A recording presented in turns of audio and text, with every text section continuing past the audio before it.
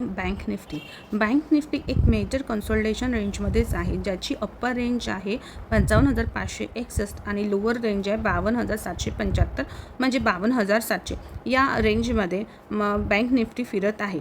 पण आजच्या कंडिशननुसार आपण विचार करू शकतो, आज जर इमिजिएट रेजिस्टन्स आहे बँक निफ्टीचा 55,500 तर याच्यावरती जर मार्केट याच्यावरती जर मार्केट सस्टेन केलं तर आपल्याला बँक निफ्टी आपल्याला समोरची जी आपला इमिजिएट टार्गेट मिळू शकतं, आपल्याला 56,000चं मिळू शकतं. ते 56,384चं हे आपलं दुसरं टार्गेट मिळू शकते.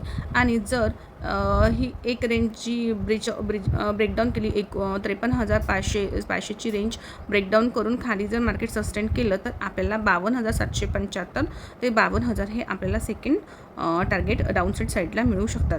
तर महत्त्वाचं हे आहे, मार्केट बँक निफ्टी एकदम कन्सोलिडेशन रेंजमध्ये जातात आणि त्याने कधीच त्याच्या लोला टच नाही केलं जसं निफ्टीने केलं.